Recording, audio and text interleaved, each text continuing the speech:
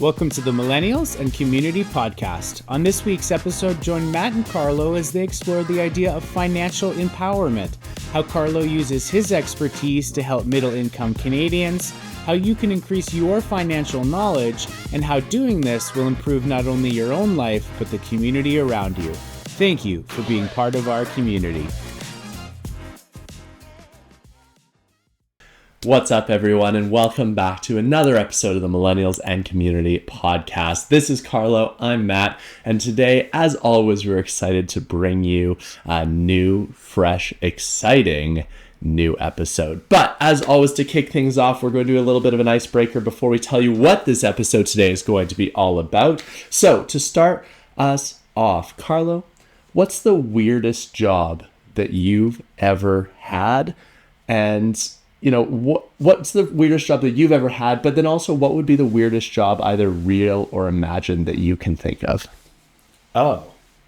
Okay, now I understand more of this. I was reading the episode prep and I was like, what does he mean by imaginary? Weirdest job I've ever had was real. I don't know if it was weird, but it was definitely interesting. I was a baggage handler for Air Canada.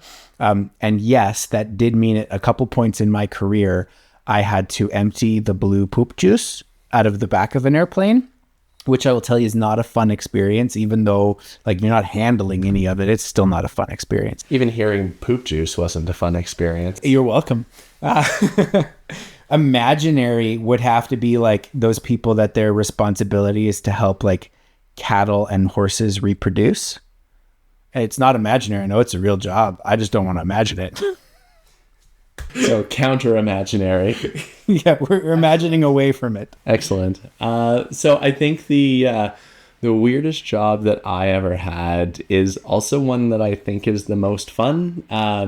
Now, not being of the Jewish faith myself, this is not something that I knew existed until this world was thrust upon me. But I, from time to time, get to work as both a MC and a dancer for bar and bat mitzvahs. And so you can imagine there's these parties to celebrate the coming of age of these youth, and the parties are most often more extravagant than any weddings that I've ever been to. And so, you know, obviously they're extravagant if they're hiring an MC, a DJ, and dancers to really activate and hype up the event. But basically I get to show up and I get to hype up these parties. And the most ridiculous one I went to was at the Hilton Hotel overlooking the Seattle Seahawks football stadium.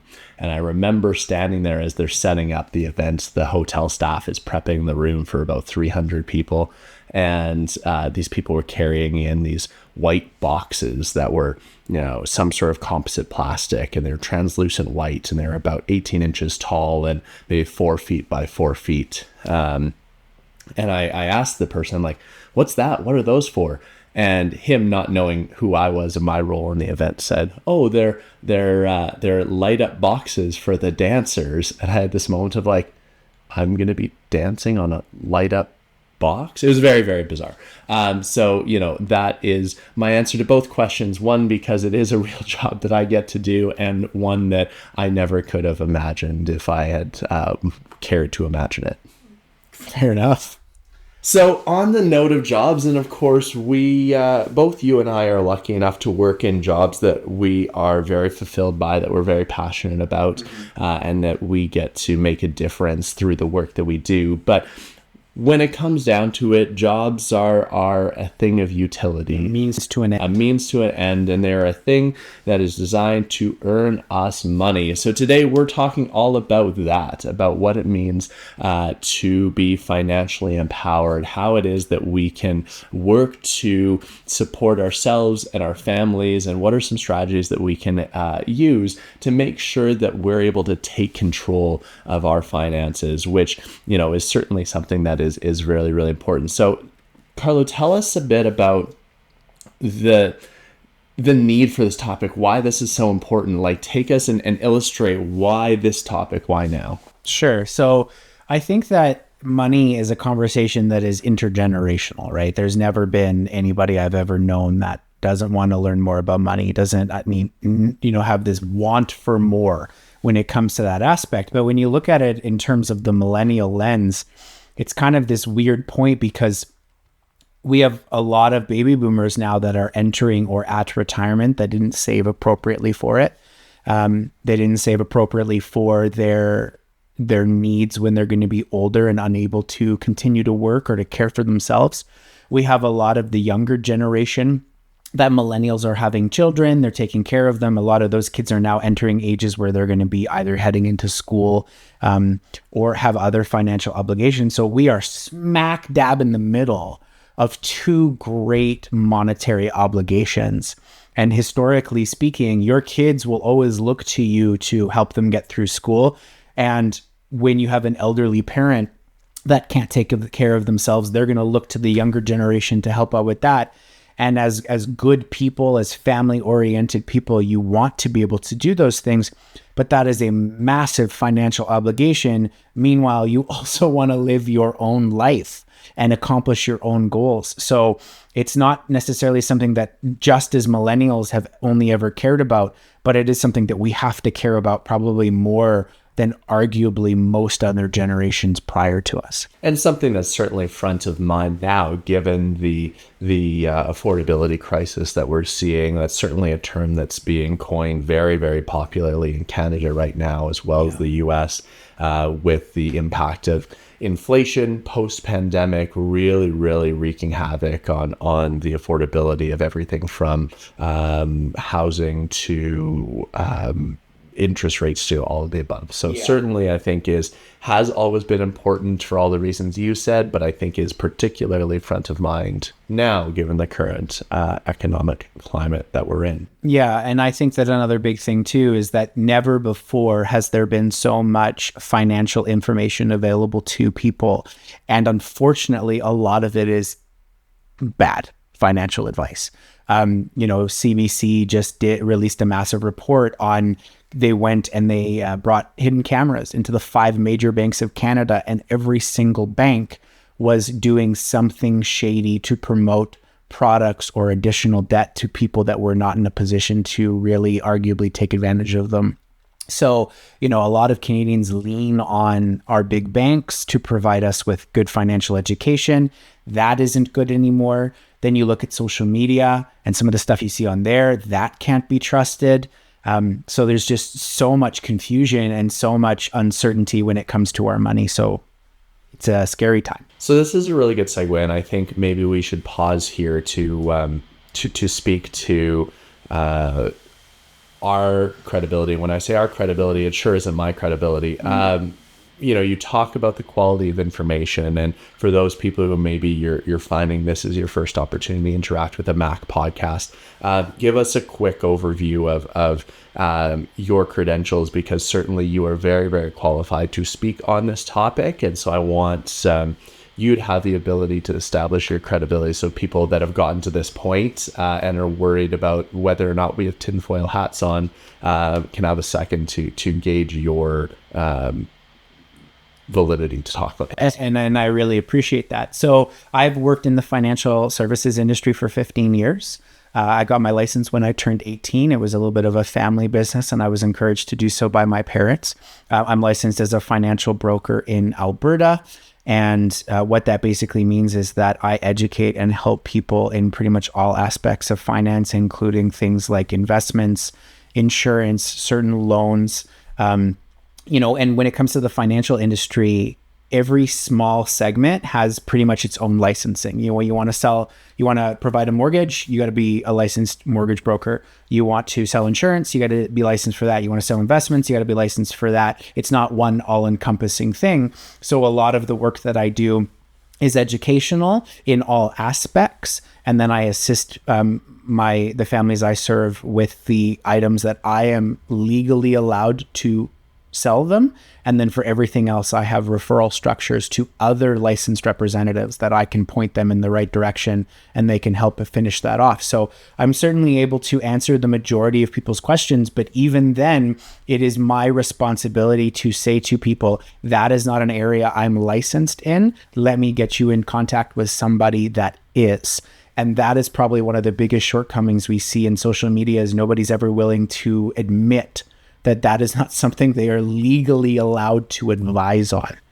That's true. Everyone making content is an expert in something, and we usually like to inflate the breadth or the scope of our expertise. Yeah. So, awesome. Thank you for doing that. I really, really appreciate that. So let's dig a little bit deeper into why this is timely, why this matters. So let's kind of just go into some stats. Let's do some hard hitting realities to kind of illustrate the challenges that exist. So start us off. What proportion of millennials do we find that are struggling in some way with finance? So in North America, we're looking at 53% of all millennials report that financial uncertainty keeps them up at night.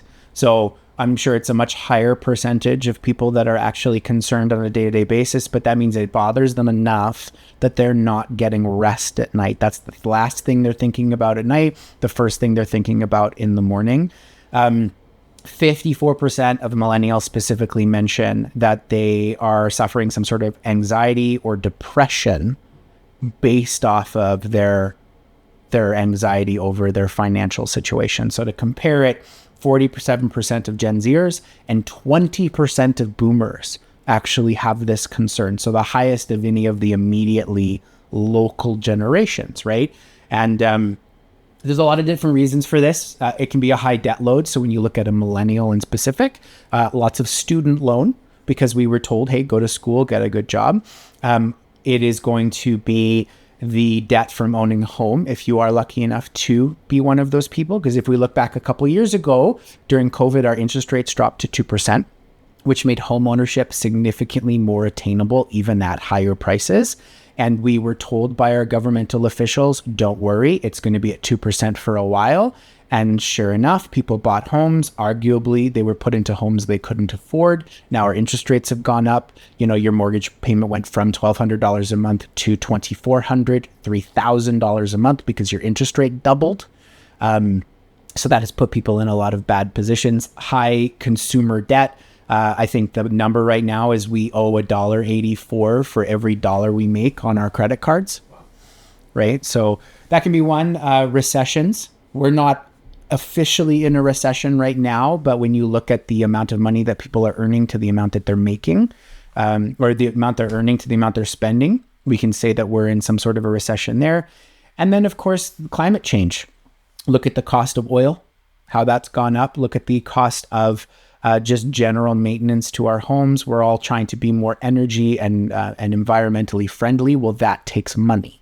So to do that, that puts an extra pressure because we are millennials and we think that if we don't make a difference now for our younger generations, nobody's going to do it for us. So we put that on ourselves as well. And then lastly is going to be the housing costs. Buying a house, taking care of a house, the cost for your heating, for your electricity, for your groceries, all of that is up.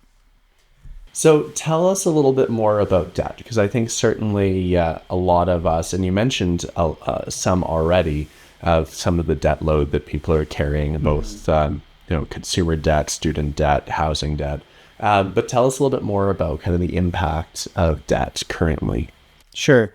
So to shift away a little bit from the stats, because let's face it, you guys can get stats almost anywhere you want. And we're going to hit you with more of those. But the effect of debt can be really all-encompassing. So if we look at it on the monetary level, when you're in a large amount of debt, it's going to make it more difficult to do almost anything else, right? Our consumer debt is structured in such a way that it is designed to keep you in that debt. If you've ever had a credit card bill, you can take a look at that and it's going to tell you your minimum payment. And then by law, it's also supposed to tell you if you make this minimum payment, how long it's going to take you to pay off that card. Well, that could be $1,000 credit card bill and your minimum payment is $10 a month. And you would say, well, arguably, $10 a month, there's 12 months in a year. It's going to take me, 9 years to pay this off.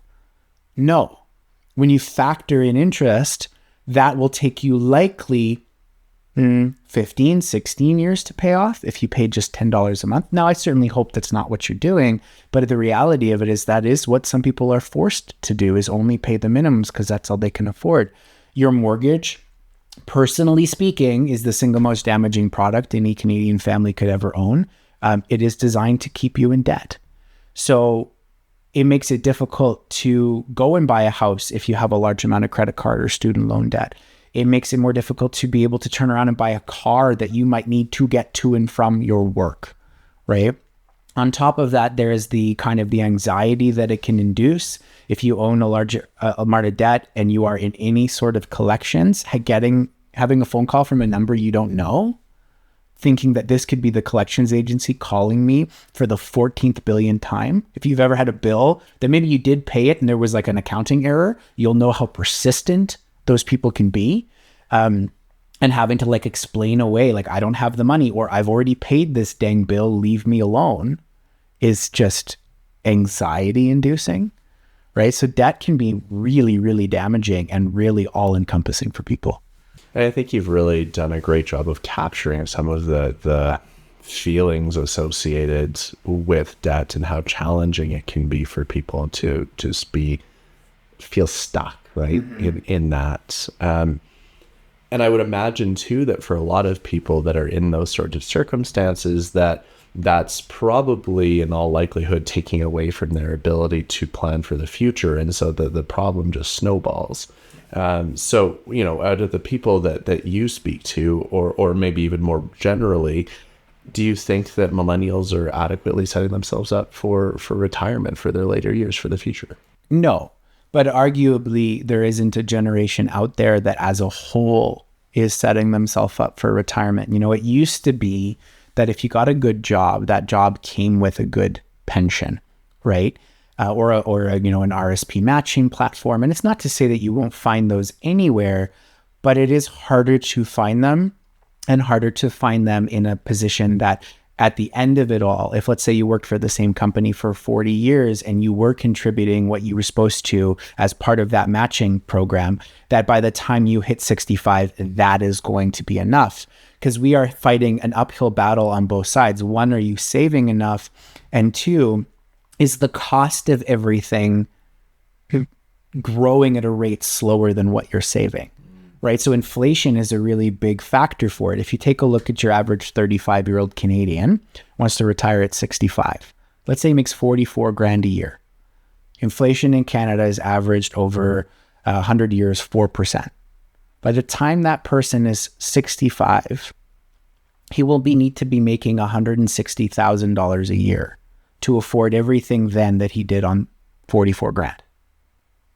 So is he saving enough to make sure that he can supply himself with that when he is no longer working? And the answer is probably not, because he's trying to live a life full of all the other things that life is supposed to be full of. Plus he's probably also got some debt.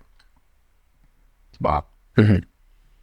So significant challenges and hard, I think, for a lot of us. Certainly I find myself in this category, hard for us to imagine or envision the significance of what sorts of savings and supports we need to have available to us in our later years. And I think that illustrated number of the compounding effects of inflation over the long term of our life and our career is really, really stark for a lot of us. Yeah. So like if we were to look at, getting back to a little bit of the stats, according to North American records, roughly speaking, a millennial on average will have about $51,300 in their personal savings. Okay. So that is personal savings. That is not dedicated retirement savings. So what does that encompass? Well, that means that if the car breaks down and you need a new transmission, it's going to come out of that, right? If you have a large credit card bill, it's going to come out of that. You want to go on a vacation, it's going to come out of that. So I think a lot of the millennial generation has this kind of like floating savings in and out, and that comes from a level of uncertainty, because most good retirement investments are going to be something that requires a certain level of discipline and locked in. Now, when I say locked in, it doesn't mean you can't absolutely access that money. It means that it is designed in such a way that they want to promote you to leave that money until retirement. So if there is an emergency, it's a lot harder for you to reach into that piggy bank and pull it out. So because that uncertainty exists, we're less likely to say, I'm going to commit that money to my retirement, and more to, I'm just going to try and put it in a place where if something happens, I can still access it, but hopefully I can also use that for retirement. Well, that means you're likely getting less of a rate of return on that money, so it's not growing as well. And you're also more likely to reach into that piggy bank when emergency happens.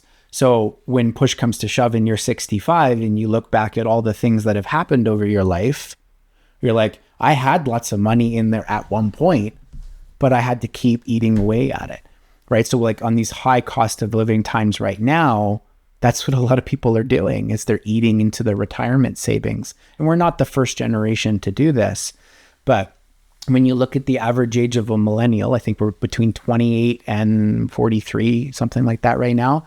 53 grand is not enough if you're in your late 40s. Now, please, that little giggle of mine is not to ridicule in any way. It's the state of the affair is almost insulting to be like, after everything that the generations before us have happened for us to be in this position is, it's upsetting. Right. Well, I know that certainly for myself, I know that I personally had to, take on some debt over the pandemic. The nature of my work changed pretty drastically. And so for the first half of the pandemic, I was effectively unemployed, working in schools in a contract business capacity wasn't something that was feasible, right? Schools weren't bringing providers into their facilities to work with the kids, and understandably so. And so I had to take on some debts. And so I understand the weight that holds on me as I work on paying that off. But I'm sure that you, in the position that you have, certainly you hear just the most incredibly challenging stories from some of your clients and some of those things. And so, I guess, we'll get to more specific strategies a little bit later on, but in terms of like a mindset, what are you seeing either in the mindsets of people you work with that are struggling with their finances, and where do you see kind of the light switch or the turning of the corner where people find themselves in mindsets where they're able to more constructively put themselves in a direction, be successful? That's a great question.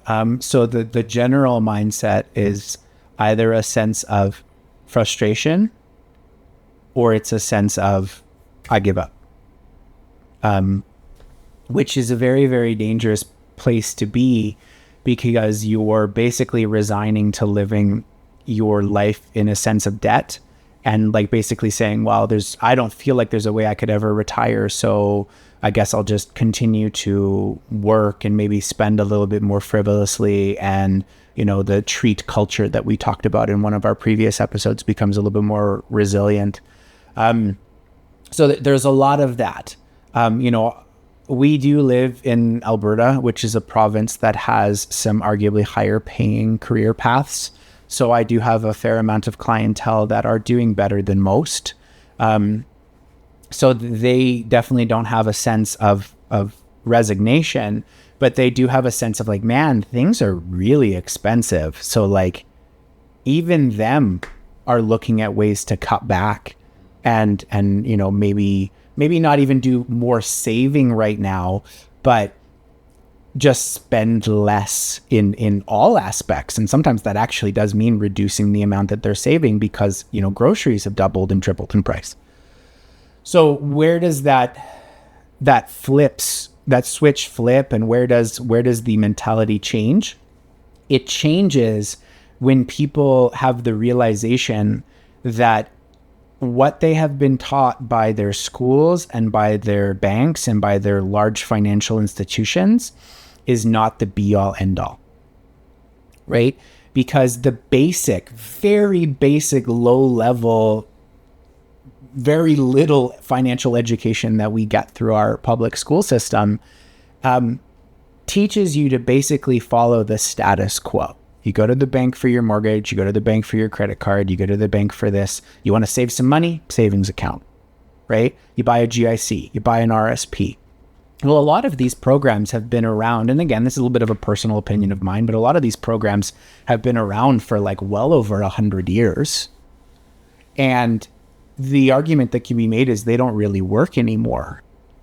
So if that's the case, it falls on us as the younger generations to explore the different things. Like, you got to understand that financial companies are constantly innovating, right? A good investment firm is looking across the world and they're going, what can we invest in that not only is going to lead to a good rate of return for our clients and for our company, but is going to be something that people feel socially responsible about.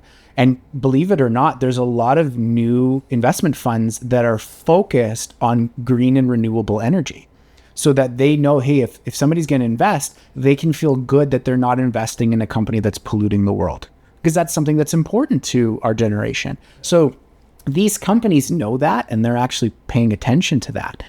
So that is something that, if you realize that I can go do a little bit of research and I can find a company that I like the way that they're taking their direction of movement, I can invest in that. I can look at them for my financial products. I can look at them for my financial education, right?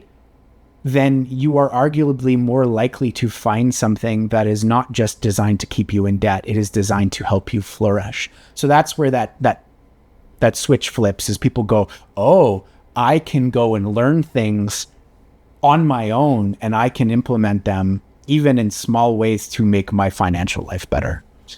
And I would imagine too that everything that you're suggesting is probably more of an opportunity as a millennial, given the fact that we still, as millennials, have a fairly significant runway for these different financial products to go to work for us. And so we probably have, in this age bracket as millennials, more flexibility in terms of the types of things, the degree of risk, because we still have a relatively long runway.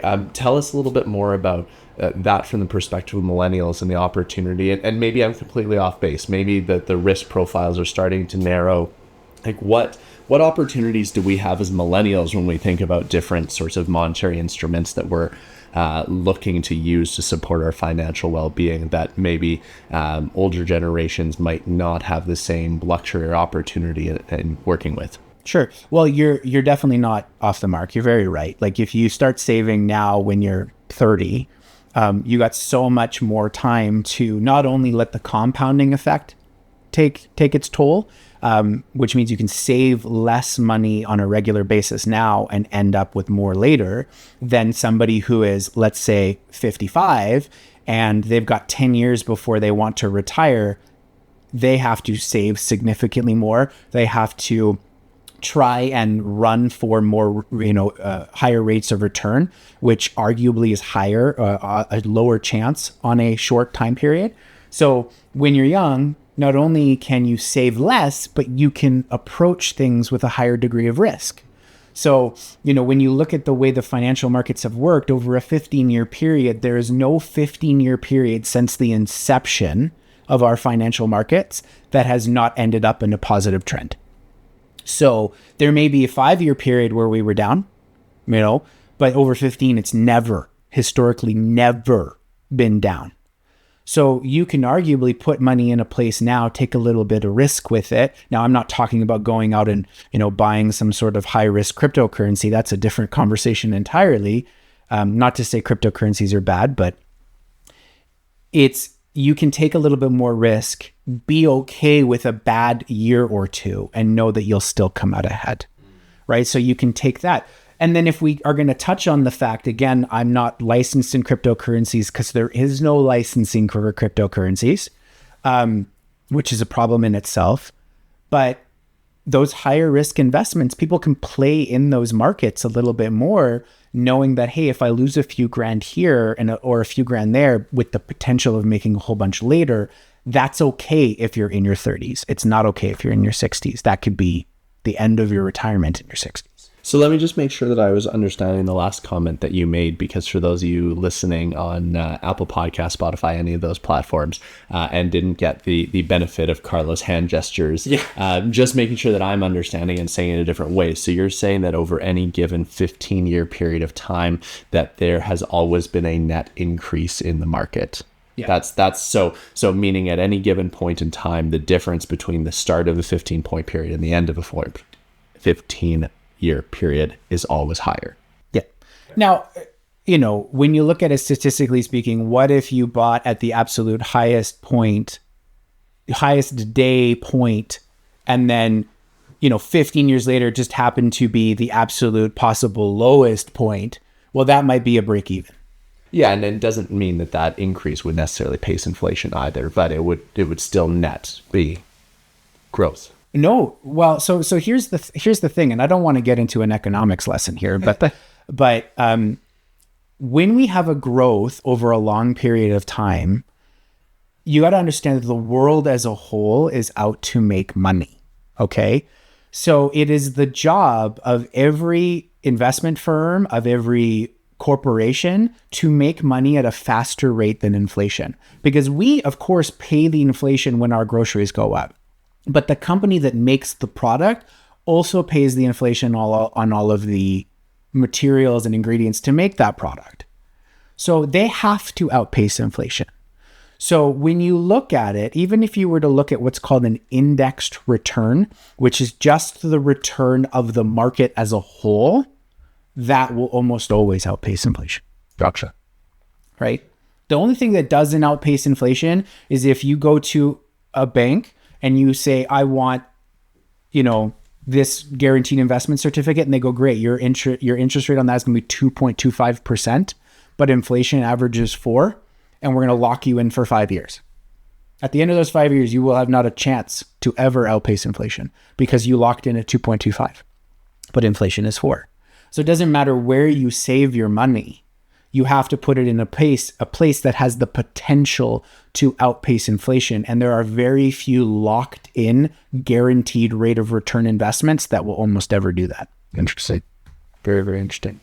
So often I think we look at finances as being very individualistic. It's something that affects me, it affects my family, and it's not necessarily the business of other people around us. And so I was hoping that you could touch on for us kind of the community aspect to this, because I think so much of what's lost in a conversation about finances is how our communities or societies are impacted by the weight of the accumulated consumer debt or some of these other big challenges. Even the aging population certainly has a big impact. So tell us a little bit at a community level, of course, being millennials and community, about how, a discussion of this nature about our finances, our ability to be prepared for our future and our retirement. What does that mean at a more societal or communal level? Sure. So I want to start it off by kind of sharing this little story. When you come out of high school and you go into university, generally speaking, most younger generations have this idea of, I'm going to conquer the world. Right? I can accomplish all the goals and I can do everything. And then, maybe you come out of university a few years later and it's I'm not conquering the world, I'm conquering Canada. And then a couple more years goes by and, you've had a job for a bit and maybe a little bit of debt. And now I'm not going to conquer Canada. I'll conquer Alberta and then Calgary and then my neighborhood. And then maybe I can conquer the barbecue in the backyard this weekend. And I think that's a great way of putting it, because when you look at it on a large level, it's so easy for this to be daunting. And you're like, oh, okay, well, Canada as a whole, we're in a recession. What does that mean for me? And how do I do this? So you almost have to bring it in a little bit more. So let's look at it on a kind of a community level. Well, your community level, look at a community that has a lower average income, higher rates of crime, less communal activities. Right? We go outside of those communities to try and find genuine things, right? Like think about how many higher income communities in Calgary have beautiful community centers. And whenever you go in them, they're packed with people. But then you have a lower income community center and it's like maybe that gets rented out once a month for someone's birthday. And then you have a low income community center and nobody goes there because that's where the crime is. It's where people hang out that shouldn't be hanging out, right? So on a communal level, I think it makes it much forced to be more individualistic because sometimes it means higher crime. And then you look at it on a family level. Well, when the family is prosperous or financially educated, and I say this in a very personal degree because my family did not grow up with lots of money. But what I will say is that the best gift that my parents ever gave me is they were open about our finances. We would sit down on a monthly basis. Dad would pull out the credit card and the bank statement, and he would sit down and be like, okay, let's look at all the money we spent. Where did that go? What was that for? Where did this happen? So when a family is well financial educated, and most importantly, they're not afraid to be open about their finances with their kids, that leads to a much healthier financial environment, right? It's when our parents are ashamed or try to hide the family's position that I think that not only does it lead to our kids growing up with less financial education and them also being afraid of it, but it means the kids aren't willing to help out. They don't understand that how come I can't get a toy at the grocery store, right? But if your kids know what's going on, like my mom used to tell me, she would look at me and she'd be like, no, Carlo, you can't, because dad still has to pay the mortgage and pay the bills. And I knew dad went to work to pay the mortgage, pay the bills, and then buy me toys. There was an order of operations, but I would have never known that if my parents weren't open with me.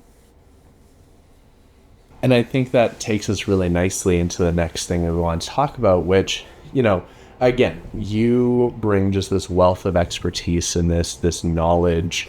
And I would certainly recommend from my own personal experience, but also certainly from the experiences that you've shared with me in terms of your capacity to work through your profession to support families in this way. So if you're interested in a professional capacity of reaching out to Carlo for some professional advice, please do that. I highly recommend you doing that. But maybe at a high level, or take this wherever you like to, what are some just general tips? Like, this is taking us into our make actions count, our MAC section, which again, for those of you who are struggling in this area, it can feel so overwhelming, so, lots of anxiety, sleepless nights, and you just need kind of those first steps to start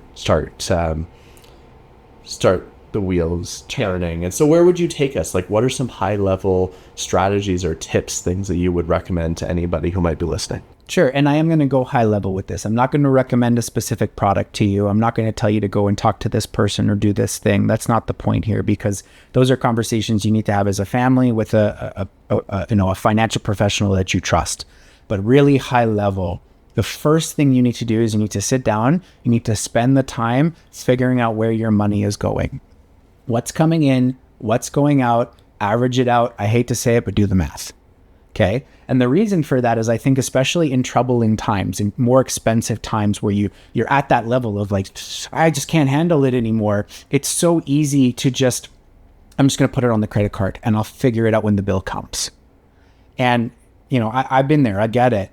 But if you don't have an understanding of how things are coming in and out, there's no hope for you to ever get better. Right. And you look at the people that have won the lottery, right? I think it's something like over 90% of lottery winners end up back in the same financial bracket that they were prior to winning the lottery, because they never did that. They got all this money and they never figured out how it was going in and out. They never saw the account start to go down, right? So you have to have an understanding and spend the actual time. Most people will spend more time planning for their next vacation than they will for their money. And that is a huge recipe for disaster, right? You have to, and I don't mean to say this to sound like another boomer, right?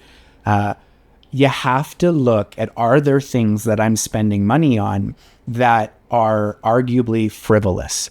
And this is really easy to do in our current time because everything is designed to market to you and take your money. Right? We started off with Netflix. Well, now we have Amazon Prime, and now we have this, and now we have that, right? We have a billion different subscriptions. Companies have understood that the subscription model is one of the best ways to continue to make a recurring revenue off of you. You used to be able to buy a computer program, one-time fee, a couple $100. Now, don't worry, it's $15 a month, but you're going to use that for 10 years. right? So, are you spending money on Starbucks every day? Starbucks doesn't need any more of your money. I'm sorry, make the coffee at home. And I say this as a non-Starbucks drinker, don't attack me. But like, are there places that you're spending money that really you could pull back on if your financial picture requires you to do so? And then lastly, break the stigma about talking about it. I'm going to put in the show notes a wonderful TED Talk by a lady who shares her story about how she lost her brother to the fact that he would not talk about his financial situation, and he ended up ending himself because he was too afraid to share his financial position when people could have helped. Now that's the complete offside, terrible, worst position you could be in, but break the stigma, be open to sharing not only with your family, but also with your community, your friends, how you're doing. Because Matt, you shared with me earlier today a position where like you had an opportunity to go out for an amazing dinner and you had to have the conversation with the person who invited you. Like, that's wonderful. I'd love to go, but is this something that I should be spending the money on right now? Right? And that takes a lot of bravery to say to a friend, I don't think I can afford it. And if you had not said that, you might be in a worse position than you are now. So like, hats off to you. But yeah, you have to break the stigma with the people you care about. I'm not saying go and share off the rooftops that maybe you're in debt, but like have the hard conversations. Because if we don't break this stigma, our kids are going to be worse off and their kids are going to be worse off. Right. And the idea of my kids having to pay for me to go through retirement scares the ever living out of me. That's my rant. I appreciate that, and I know I'm looking forward to this episode being published, because I think that's a section I'm going to listen to again and again, and it's going to help inspire me to be better and certainly take better control of my financial situation too. And so I really appreciate that. Is there anything else that you wanted to share on this before we move into our wrap up and our closing question and our gratitudes? I think the last thing that I would share with you is that I know a lot, and I'm wonderfully blessed to have a good financial upbringing, to be in an industry that has taught me so much. But I don't know it all. I still make financial mistakes. I still try things and they don't work. So be willing to learn. Be willing to learn from somebody like me. Be willing to learn from past experiences. Be willing to learn from somebody that maybe even you see on social media, but do your own learning. Don't blindly follow the advice of someone. Ask the questions, do the math, find somebody you trust to help you. And you will learn more about money. If you commit to that, even for a month, 3 months, 6 months, you will learn more about money in that time period than most people do in their lives. Thank you for sharing that. So as our closing question leading us into gratitudes, want to kind of paint the picture of a time capsule. So if you were to think about financial services industry, and you were opening up a time capsule that kind of exemplified the financial services industry from however long ago, what are some things that you would hope that you would find in that time capsule that we could bring back into the conversation about financial services today? Well, and that's a funny one. I had to give it some thought because the financial industry does this. You can look back online any year you want, get pretty much the interest rate, the credit card rate, anything. So to really drive it home, I'm going to share a stat. Matt, how much, if you were to buy a house based off the Calgary Real Estate Board in 1950 here in Calgary, 3-bedroom bungalow, nice community, what do you think you would have paid for that house? Ooh, I'm going to go with $70,000. $10,000. Ooh. The average home price in Canada in 1950 was $8,600. Oh, wow. So that time capsule exists. You want to really get upset? Go look at it. Yeah, it's there. Amazing. I think for me, and this is maybe going to lead into a deeper conversation, so I'll just kind of drop this and leave it here. I think that there's a lot to be said for the privileges that we have in Alberta in terms of our economy, but I also think that our governments historically have taken advantage of those privileges and not set us up for sustained future success in terms of our provincial taxation models. And so, I would love to, go back to a place where we had to have really sustainable taxation models that we would have kept and then been able to take advantage more of resource revenue as a result. And certainly that doesn't really speak to individual finances as much, but I think that a lot of people in Alberta have a boom-bust mindset because we've been raised in a boom-bust province. And so that's something that I would like to be able to come back and almost, it sounds ridiculous, and anyone who wants to reach out and have a conversation with this with me about this from a political perspective, but I'd love to go back and talk about undoing the Alberta advantage, which hot take maybe, but yeah, happy to chat. Anyone who wants. Yeah, well, I think that would be a good conversation for sure. So something that I'm really, really grateful for from you, and this has been true for years, you talk about removing the stigma, and it can be, for someone who's highly educated in an area or has that expertise, it can be very daunting often to speak or to share from a position of knowing less with somebody who knows more. And you always make yourself so accessible and open to having those conversations and to be willing to share your expertise and the things because you do so genuinely care about the well-being and the success of people around you. And so I just wanted to say how grateful I am that you always are able to do that, even from a position, removing those intimidation barriers to being accessible to me and others. Well, thank you. I appreciate that. It's been a career goal of mine, is to try and take these things and put them in a position that people can understand and that they're not afraid to ask the questions. My gratitude for you is that you do ask the questions, and you do this both not only, by giving me this opportunity to stand on my soapbox for the episode, but also in everyday life. You ask me these things, and you take a genuine interest in my professional opinion. And I'm going to say this with all love and care for some of the people in my life, but there are people, even having arguably a wealth of knowledge in me as a friend, who don't utilize me. Now, I'm not judging them for that in any way, shape, or form, but it is nice to have somebody that trusts and cares enough for me to let me help them. So I appreciate that about you. Thank you. Right? And just before we close off, what I want to do say is that the timing of this episode is quite fortuitous. We are looking at doing what I want to call the Millennials and Community and Money Night in May, probably early May, details to follow. But this is going to be an event held locally here in Calgary. We're still playing with the idea of making it virtually available. But it is a night meant to have some fun, learn a little bit about money, and get exposed a little bit more to some of the education that might not be available to you unless you know where to look. So some details to follow on that, but I'm really, really excited about that event.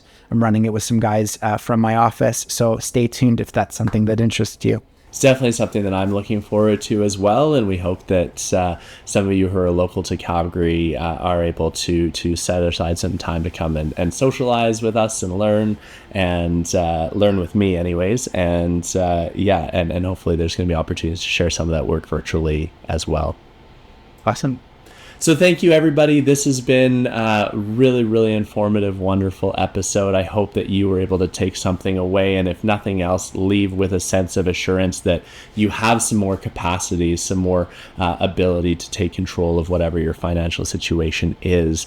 So once again, you know how to find us. You can access us on any of your podcasting platforms, social media platforms, and we hope that you do. We hope that you reach out, like, comment, subscribe, follow, and as always, we can't wait to see you again in our next episode. Thank you, everyone.